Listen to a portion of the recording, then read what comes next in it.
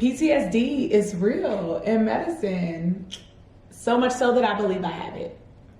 After sitting for that family medicine shelf exam, I was terrified. I think I decided in that moment that I was not going to look at any scores that were released because, I was big time afraid that I would fail. And the way that you know at my school that you fail, you receive a pair message. It is a secure platform where it says you have a message, you need to click this link, and then you open it up. It's password protected, and it basically says you failed and you need to meet with all these people to discuss how to move forward. So as I waited and saw that my family medicine shelf exam had been released, did I click it to see what I scored? No. About 10 times every single hour, I checked to see if I received the pair message. This is traumatizing. Friday, January 26th, I went to school and I took my first shelf exam, which is what you take. It's like your final exam for your rotations. And my very first rotation was family medicine. You know, notoriously, family medicine is one of the harder exams because it encompasses so much. You see newborns all the way up to geriatric medicine. You see wellness visits to heart failure, diabetes management to hypertension, colds and runny noses to knowing a vaccine schedule. You name it, you gotta know it. It's so many little small intricacies where coming in off of 2023 being a very challenging year for me and jumping right into that, and everybody, not just people at my school, not just people at other schools, but people who are now current residents or attending saying like, yeah, that was one of the most difficult shelf exams. I'm like, why, Lord?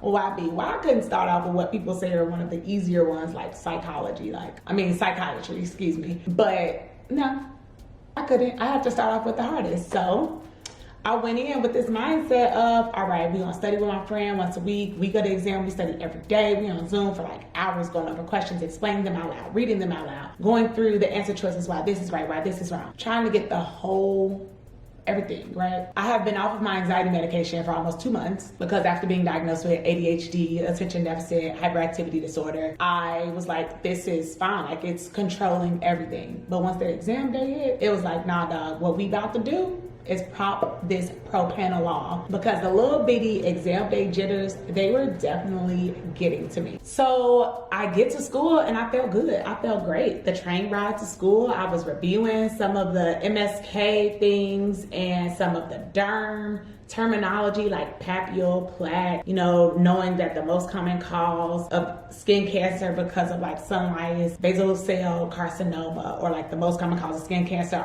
all around is melanoma. Like, looking at all these different things that I knew I wasn't as strong in, but I knew were going to be heavy on the exam. To get there for them to screw me. Looking at the test, like if I wasn't paying attention to detail, and I might even want to really pay that much attention to detail, but if I weren't, I would have started the exam with standard time. One of the reasons that I need time and a half, which is 150% time, is because of my disability of ADHD. My comprehension isn't all the way there at times. I have to reread things. I forget the things after I've read them. So I need this additional time to process and receive equitable accessibility to learning like my peers. So why, when I arrived, it said I had standard time? Why did it say the questions and the time was about, 1.6 minutes per question? Why, when it was supposed to be that answer? Yeah, so the whole process took 45 minutes for it to figure out. Watch my last video. I talk about it towards like maybe the last 10 minutes or so of the video. But that was stressful. It was anxiety provoking, inducing, and I left my propranolol at home. I usually would put this in my book bag, but on this day I was like, oh, after the exam, I'm gonna go swimming. Didn't get to do that either because the pool was closed. And the pool was closed because I started the exam late, which means I ended late, and the whole day just got thrown off. So all that bad energy was telling me, girl, you failed. And not just that you failed your first shelf exam, you failed yet another exam. How many exams do you have to fail in medical school, okay, before you really decide like, I'm out? Because there's genuinely only so much failure that one can take before they realize that they don't want to take it anymore. It is abuse, okay? PTSD is real, and it's not just for those on the battlefield. Like, it's a mental health disorder, and I have it because this stuff ain't been easy. Yesterday's scores came out. I wasn't even thinking about it. My best friend asked me over the weekend, like, oh, when do your scores come out? I'm like, I got PTSD. Like, can we not talk about school? Like, honestly, just let me bring it up. It's too hard for me to think about it because then I get this anxiety. And then I start thinking about all the things I did wrong, all the questions that I changed the answers to, or the ones that I remembered after the exam. And I looked them up and I was like, dang, I was 50-50 and I chose not the correct portion. Like, how many questions can I get wrong and still pass this exam? I went in wanting to honor the rotation, but I left out the exam like, just let me pass, Lord. Please, just let me pass. Like, I cannot take any more failure because it's not fun. It is hard. It is mentally debilitating, and it definitely creates the doubt, the self-doubt, the worry, the anxiety, the pressure, not just from everyone else, but the pressure that I then place on myself is too much. She respected the boundary. She didn't want to talk about it. I told a classmate about what happened to me on my exam because the same thing happened to them. And they were asking me on Sunday, like, well, what are you going to do if you don't pass? I'm like, honestly, I don't want to think about it. Scores don't come out till Wednesday. It's Sunday. Like, I want to live these next few days stress-free. I don't want to think about it because I know me. I am one to fester and harbor on a thought for so long that I'm just going to drive myself insane, like literally mentally insane. So Wednesday came. I didn't think about it so much that I forgot the scores were coming out. Woke up late on Wednesday, had a meeting at 10 o'clock, logged on to my computer and saw my email. An email came through at 6 a.m. saying that your NBME shelf score is available. Stomach dropped. So I'm just like, huh? So I text one of my friends who previously failed a shelf exam and I asked like, okay, so if they send me a pair message, what time is this pair message gonna come through? Like, is it gonna come through, before noon or what? Friend responded and was like, oh, I'm pretty sure it came through immediately. Then they were like, oh, dang, another time it came through in the evening. Why is there no standard time for this? Like, why do y'all have me on ice? I feel like I'm literally just floating around trying to figure out, like, trying to dodge bullets because, like, is my heart going to drop down to my voa or is it gonna stay in this chest where it's supposed to be? Because, that feeling of being on a roller coaster, it just be dropping and I'm just like, I don't really know which way it's gonna go. But 2024 has to be better, right? Sunday at church, Pastor Sharp didn't even get to the sermon. It was an extremely worship-filled service, a lot of worship music, lots of praying, lots of crying. And his text, of which I put on the screen because I don't know it from heart, but it was, I wanna say verses 4 through 10, chapter 5, which gospel was it? I want to say it was St. Luke, but I'll fact check that. And the title was From Now On, and that was it. That's all he got to because we were so caught up in the spirit, and it was from now on, your tomorrow will be better than your today. From now on, you will be healed. From now on, you will have grace. You will have mercy. From now on, insert anything that's positive that's supposed to be there. So I was holding on to that because Friday was really a time of self-doubt, a time of discouragement, a time of, I don't even know, dog, how much more I got. Like, I don't even know. And then 2 days later, Pastor talking about something from now on. I'm like, all right, from now on, victory is yours. From now on, doors will open for you. From now on, things will be better. From now on, you're gonna be a little bit more positive, girl. From now on, you're gonna let go of that worry. You're gonna let go of that fear. You're gonna let go of that doubt. You're gonna let go of that anxiety. From now on. So I'm so happy that I was able to protect my peace when people wanted me to talk about said exam, because from now on, I'm not even gonna have to worry about that. I'm gonna be able to close one chapter and start the next one. From now on, everything is gonna be better, right? But in that moment, I couldn't even think about from now on. I was just like, oh my gosh, a pair message. I'm in meetings and I'm just checking. Oh my gosh, I'm at the doctor's appointment for my ophthalmology exam. All right, trying to check. I didn't got my eyes dilated. I can't even see the phone. Holding the phone this far away from my face, trying to see, like, is that a message? Now I'm like, I just gotta wait till I get home to pull it up on my computer screen because that's bigger. But what's going on? I decided to redo my hair that day, and after I'd washed my hair, after I had put the shampoo in my hair, I stepped out the bathroom and was like, let me see if I got a message, because my other friend had checked in on me, told me they passed their exam and asked how I passed. I was like, I have no intentions of looking at this score because I'm scared. If I get a pair message, it means I failed. If I don't get a pair message, it means I passed. And they were like, oh, you would have gotten it by now. So I'm like, cool, bet. I guess I passed the exam, right? Open up my computer at 7:56 p.m.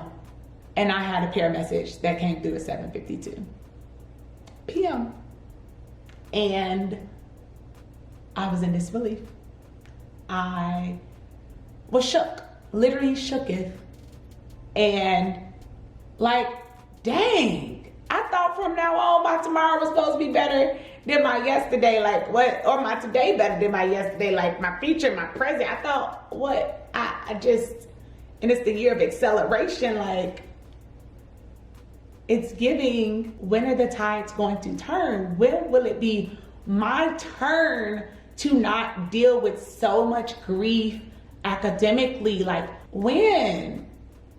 Because I can't do this anymore. So now I was forced to break the little rule that I said and go check my score to see, well, how much did you fail by before you open up this message? And I was confused at whether my score was out of 110 questions or whether it was the percent. So I texted a friend like, SOS help. They thought I was actually in trouble, and I was like, oh, my bad. I probably should have said academic SOS. So sorry, I wasn't trying to give you anxiety. So I opened up the prayer message.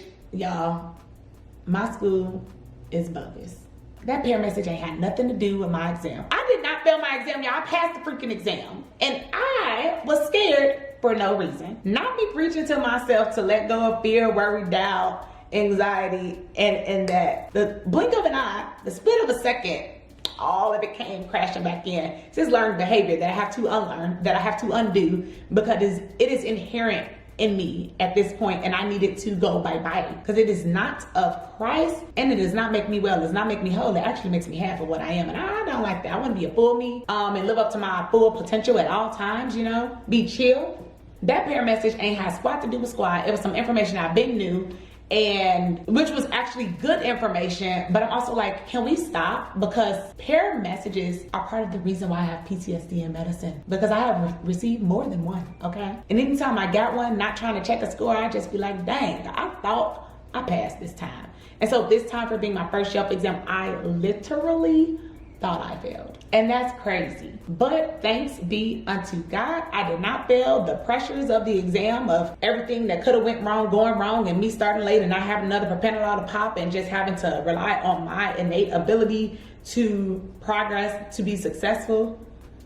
I'm so grateful that things played out in my favor.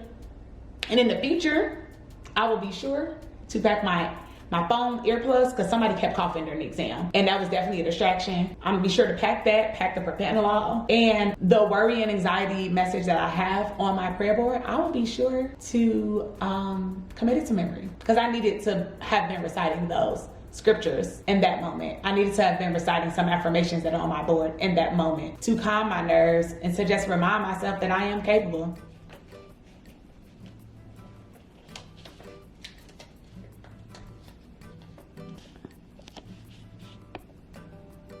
Going into the answered prayers.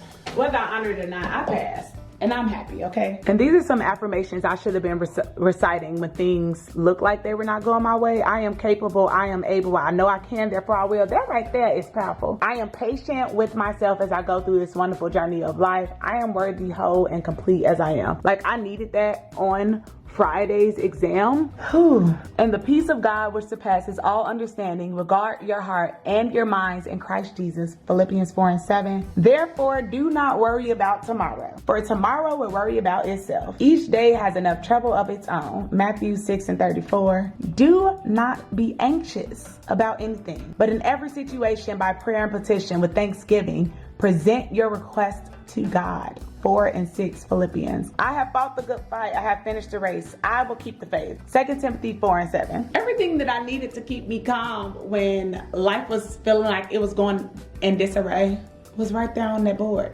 Right there on my prayer board. And I have been doing a great job. It has served as a great reminder to pray and to write down my requests. Make your requests made known unto God. And so I've been doing that. But I need to commit these scriptures to memory. And I'm going to do it in the month of February, because by the month of March, I'm going to put some new scriptures up there and continue to build my toolbox to strengthen my faith. So the month of January, y'all, 2024 was actually good to me. 3 things that were in my prayer envelope have been moved to prayer answered, and for that I am grateful. I'll be sure to tell y'all all the things that I did on my family medicine rotation to pass the exam. For my next exam, I actually want to score higher, but I am setting that boundary. I will not be checking scores no more because still working on that anxiety, y'all, and anything that can reduce it, that's what I'm gonna do. But be on the lookout for that, and I'll catch you next time. Bye.